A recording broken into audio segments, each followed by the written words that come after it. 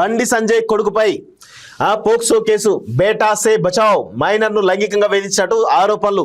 17 ఏళ్ల బాలికను ట్రాప్ చేసి మద్యం తాగించి వేధించినట్టు ఫిర్యాదు బాధిత కుటుంబం ఆరోపణలతో కేంద్ర మంత్రి కొడుకుపై ఎఫ్ఐఆర్ రాజీ కోసం బెదిరింపులు వినందుకు బాధితురాలిపైనే ఉల్టా కేసు పలుమార్లు లైంగిక వేధింపులు పాల్పడ్డారని భగీరథపై అభియోగాలు మానసికంగా కుగిపోయిన బాలిక 2 సార్లు ఆత్మహత్య యత్నం కేంద్ర మంత్రి వైఖరితో న్యాయ పోరాట సిద్ధమైన బాధిత కుటుంబం రాజకీయ ఒత్తిళ్లు నేరుగా బెదిరింపులు హనీ ట్రాప్ అంటూ ఉల్టా కేసు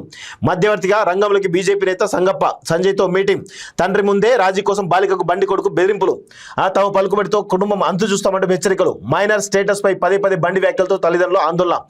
మైనర్ స్టేటస్ పై పదే బండి వ్యాఖ్యలతో తల్లిదండ్రులు ఆందోళన పేట్ బషీరాబాద్ పోలీసులకు బాధితుల తల్లి లిఖితపూర్వక ఫిర్యాదు స్వీకరించకుండా స్టేషన్లో 5-6 గంటల హైడ్రామా అదే సమయంలో కాంగ్రెస్ ముఖ్య నేతలతో పోలీసుల మంతనాలు బాధితులు పేట్ బషీరాబాద్ ఠాణాలో ఉండగానే కరీంనగర్లో ఉల్టా కేసు ఎదురు కేసుతో బాధితులపై కౌంటర్ స్ట్రాటజీ ప్రయోగించిన మంత్రి న్యాయం జరగకపోతే మోడీ సభలో ఆత్మహత్య సిద్ధమన్న బాధిత కుటుంబ హెచ్చరికతో పెరిగిన ఒత్తిడి తప్పని స్థితిలో ఎఫ్ఐఆర్ ఎట్టకేలకు అర్ధరాత్రి దాటిన తర్వాత భగీరథపై పోక్సో కేసు నమోదు దొరికిండు దొంగ ఫిర్యాదు సాక్షిగా దగా బట్టబయలు అవును ఆమెతో కలిసి తిరిగింది నిజమే సరదాగా పలుమార్లు ట్రిప్లకు వెళ్ళాం అమ్మాయి ఇంట్లో ఫంక్షన్కి అటెండ్ అయ్యా ఫిర్యాదులో ఒప్పుకున్నా కేంద్ర మంత్రి కొడుకు పెళ్లి చేసుకోవాలి నాపై ఒత్తిడి తెచ్చారు 50,000 ఇచ్చాను 5 కోట్లు అడిగారు లేదంటే చనిపోతామని బెదిరించారు శుక్రవారం సాయంత్రం 5 గంటలకు కరీంనగర్ 2 టౌన్లో భగీరథ ఫిర్యాదు అటు బాలిక ఫిర్యాదుపై కాలయాపన ఇటు ఆమెపై హడావుడిగా హనీ ట్రాప్ కేసు పథకం ప్రకారమే కేసు పెట్టారని విమర్శలు ఫిర్యాదులో భగీరథ్ పేర్కొన్నట్టుగా నిర్మల్ ఠాణాలో ఎలాంటి కేసు నమోదు కాలేదు నిర్మల్ ఎస్పీ డాక్టర్ జానకి షర్మిల వెల్లడి అంటూ చూస్తారు సో నిర్మల్ ఏమో కేసు ఫైల్ అయిందని చెప్పేసి బండి బయట చెప్తున్నాడు కేసు ఫైల్ కాలేదని చెప్పేసి ఎవరు నిర్మల్ ఎస్పీ చెప్తా ఉంది చూడండి ఎంత కన్ఫ్యూజన్ ఉందో అంటే ఆయన ఫేక్ కేసు అనేది చాలా స్పష్టంగా అర్థమైంది కదా హనీ ట్రాప్ ఎక్కడి కావాలని పెట్టిన కేసు అది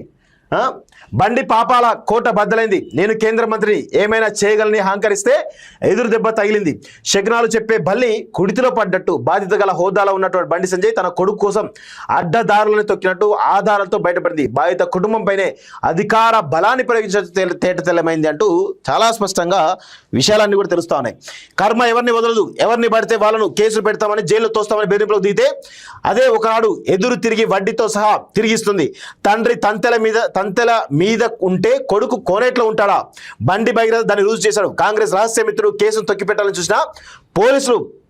3 నెలల పాటు సహకరించిన కాలం కలిసి రాలేదు డబ్బులతో పాపాన్ని కడిగేసుకోవాలన్న ఎత్తు చిత్తైంది రాజీ కోసం చేసిన బెదిరింపులు పనిచేయలేదు బండి సంజయ్ కొడుకుపై పేటి బషీరాబాద్ కేసులో పోక్సో కేసు నమోదైంది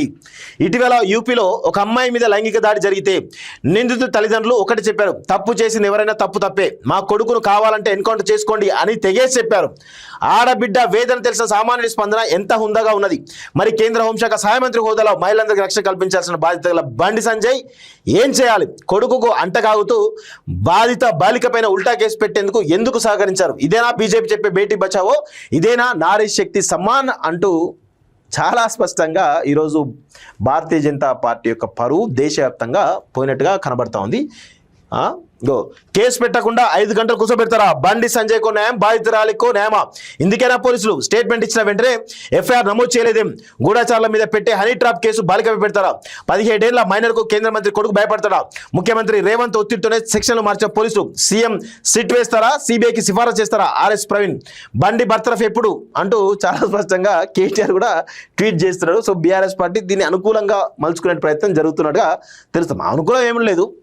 వాస్తవాలు వాళ్ళు ఇంకా బలంగా బయట చెప్తున్నారు కాంగ్రెస్ ఆ ప్రయత్నం చేయలేకపోతుంది కేవలం బీఆర్ఎస్ పార్టీ మాత్రమే చాలా స్పష్టంగా చెప్తున్నాడు కనబడతా ఉంది